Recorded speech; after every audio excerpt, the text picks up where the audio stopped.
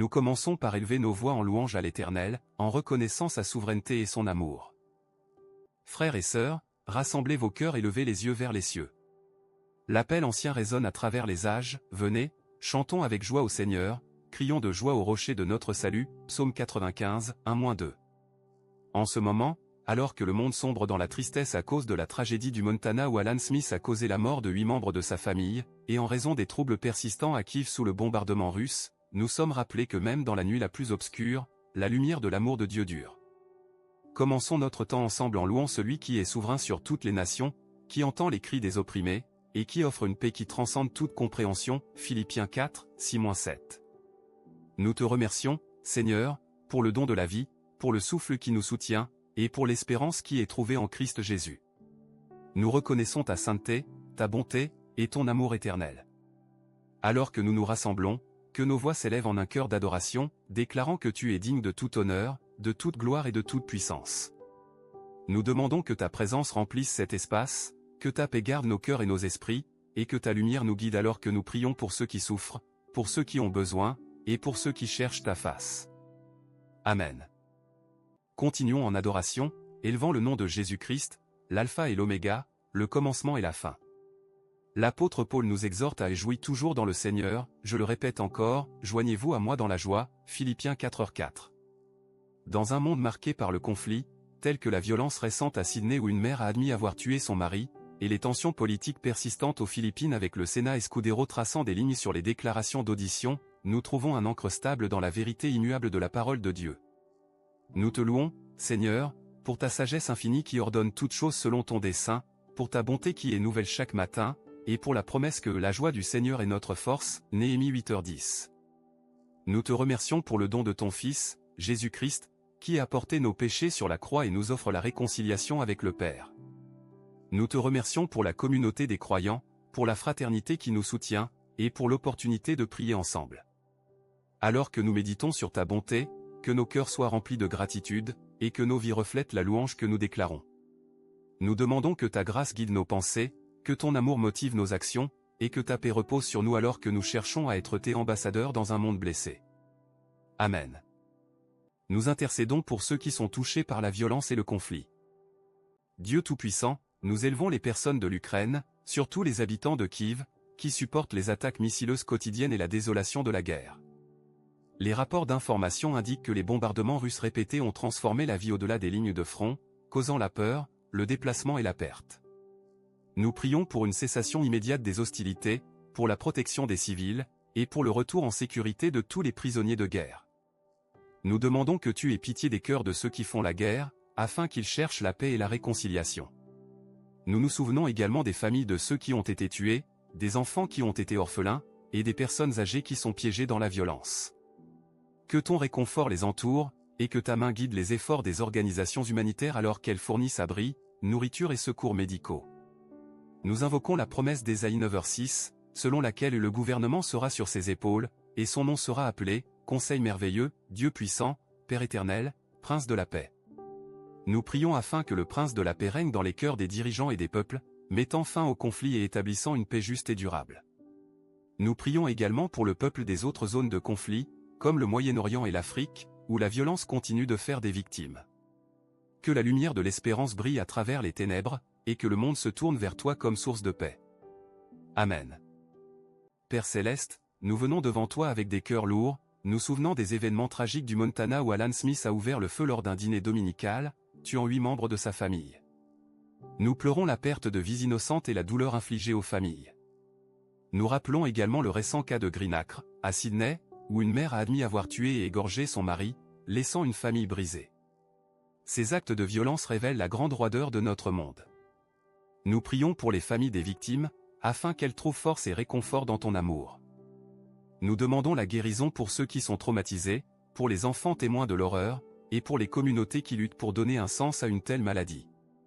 Nous recherchons ta justice, afin que la vérité soit révélée et que ce responsable soit tenu responsable. En même temps, nous implorons la miséricorde et la possibilité de rédemption. Donne-nous sagesse en tant que société pour identifier les causes profondes de la violence, telles que la pauvreté, les maladies mentales, et la prolifération des armes. Nous prions pour que l'Esprit Saint agisse dans les cœurs, transformant la haine en amour et la vengeance en pardon. Nous nous souvenons également des victimes d'autres crimes violents, comme le membre d'équipage qui est décédé pendant un voyage en mer à Quezon, et de ceux qui souffrent en silence.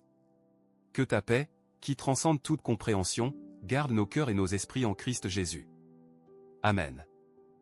Nous demandons de la force pour l'Église et la guérison pour les malades. Seigneur, nous élevons nos frères et sœurs à travers le monde qui font face à la persécution pour leur foi. Nous rappelons les récents débats aux Philippines concernant la liberté religieuse et le besoin d'un leadership sage, ainsi que les défis plus vastes auxquels sont confrontés les chrétiens dans les régions où leur témoignage est accueilli avec hostilité. Nous prions pour ceux qui sont emprisonnés, pour ceux qui sont contraints de fuir leur foyer, et pour ceux qui vivent sous une menace constante. Que ton esprit les fortifie, leur donnant le courage de tenir fermement dans l'Évangile. Nous demandons que tu ouvres les yeux des oppresseurs, afin qu'ils puissent connaître l'amour de Christ.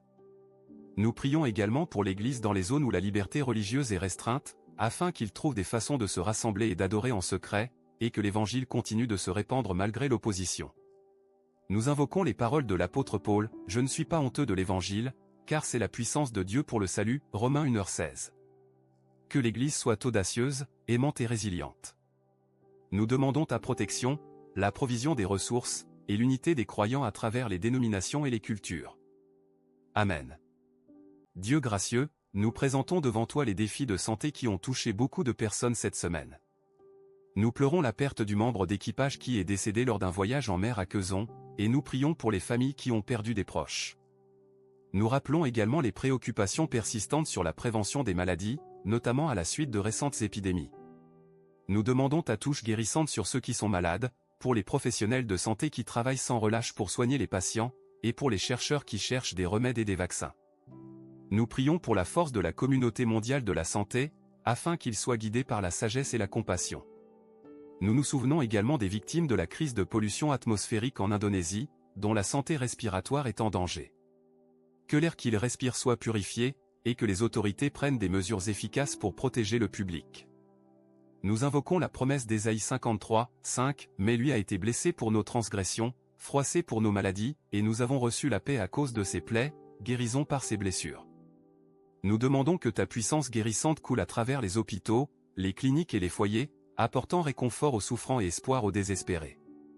Nous prions pour la prévention des futures crises sanitaires, pour la promotion de modes de vie sains, et pour la distribution équitable des ressources médicales. Nous demandons également la paix intérieure pour ceux qui sont anxieux à propos de leur santé, afin qu'ils fassent confiance à ton soin. Amen. Nous rendons grâce pour les développements positifs et nous regardons l'avenir avec espoir. Nous rendons grâce, ô Dieu, pour les développements positifs qui ont eu lieu ces derniers jours. Nous célébrons les réalisations en matière de durabilité du groupe MP Evans PLC, dont l'engagement envers une production responsable d'huile de palme démontre un soin de la terre.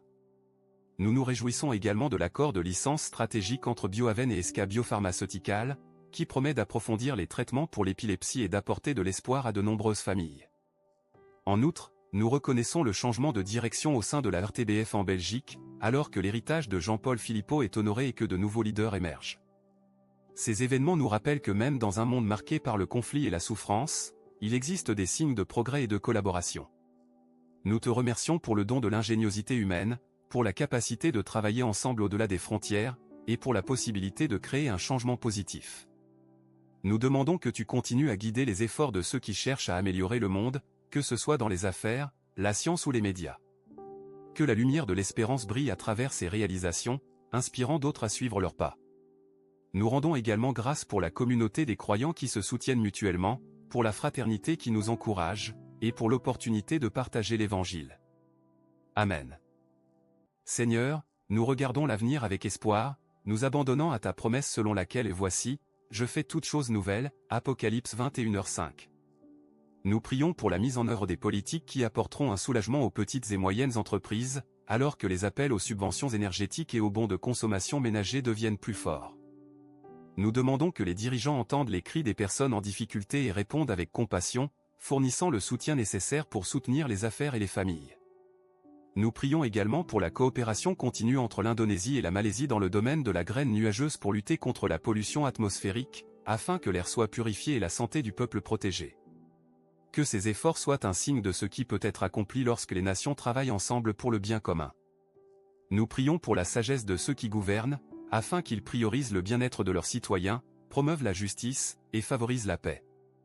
Nous demandons que l'Église soit un phare d'espoir, offrant une aide pratique et un guidance spirituelle à ceux qui luttent. Nous prions également pour la persévérance des croyants, afin qu'ils restent fermes dans la foi malgré les défis. Nous faisons confiance à ton amour infaillible et à ta capacité d'accomplir la rédemption et le renouveau. Amen. Nous concluons avec de la louange et une bénédiction. Alors que nous arrivons à la fin de notre temps de prière, élevons nos voix encore une fois en louange. Le psauteur nous encourage, laissez tout ce qui a de la vie souffler louange au Seigneur, psaume 150, 6. Nous te remercions, Seigneur, pour l'opportunité de nous rassembler, de prier, et de chercher ta face. Nous te louons pour ta bonté, ta grâce, et ton amour éternel. Nous t'adorons comme le Créateur, le Sustenteur, et le Rédempteur. Nous reconnaissons que tout ce que nous avons vient de toi, et nous offrons nos vies comme un sacrifice vivant, consacré à ton service. Nous demandons que ta présence marche devant nous, guidant nos pas et réconfortant nos cœurs. Que la louange que nous avons offerte soit agréable à tes yeux, et qu'elle transforme nos vies et nos communautés. Nous prions afin que la lumière du Christ brille à travers nous, apportant espoir aux sans espoir, paix aux conflits, et guérison aux brisés. Amen. Que la grâce de notre Seigneur Jésus-Christ, l'amour de Dieu, et la communion de l'Esprit Saint soient avec vous tous. Alors que vous partez de ce temps de prière, que vous soyez fortifiés par la paix qui transcende toute compréhension, et que vous soyez dotés pour être un témoignage d'espérance dans vos vies quotidiennes. Que vos cœurs soient remplis de gratitude, vos esprits de sagesse, et vos esprits de joie. Que vous portiez les prières que nous avons élevées aujourd'hui dans vos foyers, vos lieux de travail, et vos communautés, intercédant pour ceux qui souffrent et rendant grâce pour les bénédictions que vous recevez. Que le Seigneur guide vos pas, vous protège du mal, et vous donne le courage de dire la vérité et de montrer de la compassion. Allez en paix, et que le Seigneur vous bénisse et vous garde, maintenant et pour toujours. Amen.